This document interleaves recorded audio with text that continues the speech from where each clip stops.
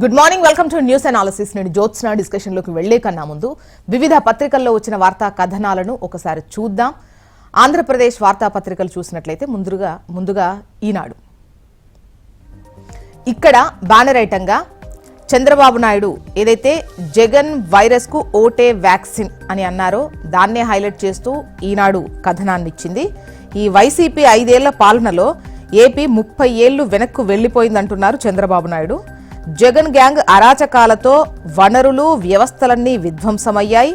కూటమి అధికారంలోకి వచ్చాక సమస్యలన్నింటికీ పరిష్కారం చూపుతాం, ప్రతి హామీని పక్కాగా నెరవేరుస్తాం, 2 నెలల్లో సమగ్ర అభివృద్ధి ప్రణాళిక ప్రకటన, పరిశ్రమలు పెట్టుబడుల్ని ఆకర్షించి యువతకు ఉద్యోగ ఉపాధి అవకాశాలు కల్పిస్తాం, అన్ని వర్గాల ఆకాంక్షలకు పట్టం కడతాము అని అంటున్నారు చంద్రబాబు నాయుడు.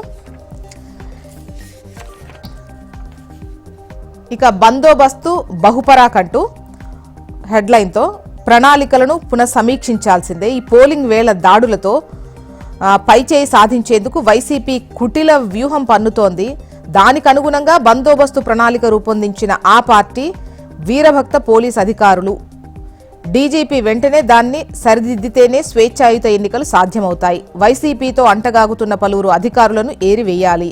అత్యంత సమస్యాత్మక నియోజకవర్గాల్లో కేంద్ర బలగాల్ని దించాల్సిందే అంటూ బందోబస్తు బహుపరాక్ అన్నటువంటి హెడ్లైన్తో ఈ వార్తనిచ్చారు. ఓటుతో ఢిల్లీ పీఠం కదలాలి, పేదలకు డబ్బులు పడకుండా చంద్రబాబు ఢిల్లీ పెద్దల కుట్ర, విశాఖలోనే ప్రమాణ స్వీకారం చేస్తా, షెడ్యూల్ ముందు రావడంతోనే పనులు చెయ్యలేదు, ఇచ్చాపురం కోరుకొండ సభల్లో సీఎం జగన్ వ్యాఖ్యలు.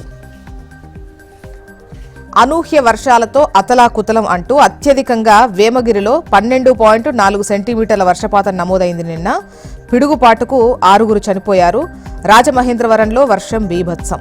నిన్న పడ్డటువంటి వానకు సంబంధించిన వార్తను హైలైట్ చేస్తూ అనుకోకుండా వచ్చినటువంటి వర్షాలతో అతలాకుతలమైంది అని చెబుతూ అనూహ్య వర్షాలతో అతలాకుతలం అన్నటువంటి లైన్తో ఈ వార్తనిచ్చారు.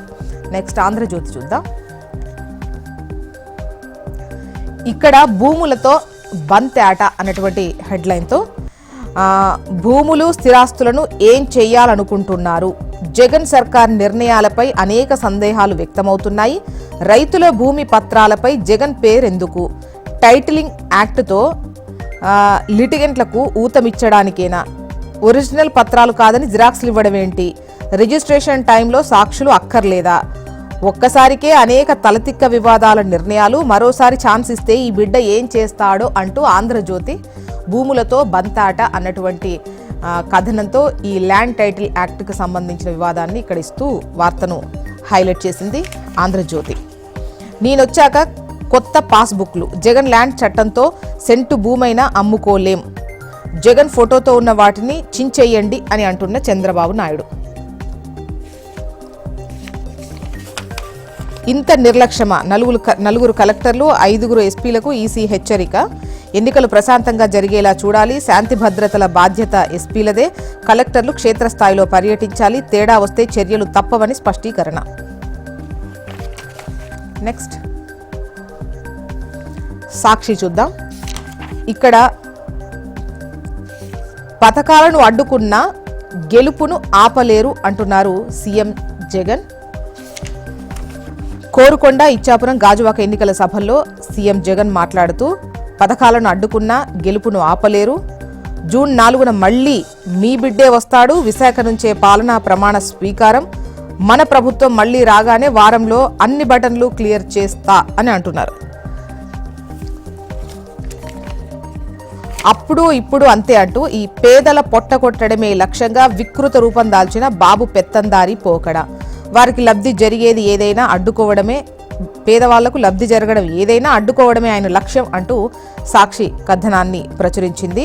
అప్పట్లో ఇళ్ల స్థలాల పంపిణీ, ఇంగ్లీష్ మీడియం చదువులు అడ్డుకునేందుకు ఎల్లో గ్యాంగ్ చెయ్యని ప్రయత్నం లేదు. ఇప్పుడు ఎన్నికల కోడ్ను అడ్డం పెట్టుకుని ఎప్పటి నుంచో కొనసాగుతున్న డైరెక్ట్ బెనిఫిట్ ట్రాన్స్ఫర్లకు అడ్డంకులు, మొదటి నుంచి కూడా పేదలకు మేలు జరగకుండా కోర్టులకు వెళ్లి మరీ అడ్డుకున్న బాబు బ్యాచ్, తాజాగా కోడ్ పేరుతో ఈ విద్యా దీవెన, రైతులకు ఇన్పుట్ సబ్సిడీ, మహిళలకు చేయూత, ఆసరా, ఈబీసీ నేస్తం పథకాలను అడ్డుకున్న పచ్చముఠ, 5 ఏళ్లుగా కొనసాగుతున్న పథకాలపైన కుట్రలు, తెలంగాణలో ఇన్పుట్ సబ్సిడీకి ఓకే చెప్పిన ఈసీ ఏపీలో మాత్రం నో అంది అంటూ వార్తను హైలైట్ చేసింది సాక్షి. ఇక బాబొస్తే ఇంగ్లీష్ మీడియం రద్దే అని అంటూ ఒక వార్తను సాక్షి ప్రచురించింది.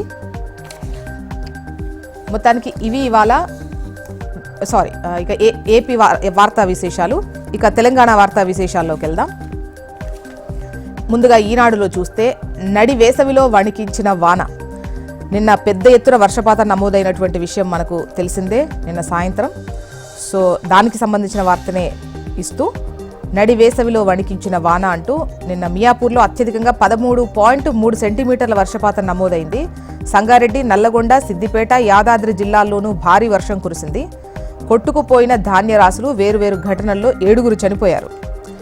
ఇక నిన్న 3వ దశ పోలింగ్ జరిగినటువంటి విషయం మనకు తెలిసిందే సార్వత్రిక ఎన్నికలకు సంబంధించి. అయితే నిన్న పోలింగ్ పర్సంటేజ్ వచ్చేసి 64.58%.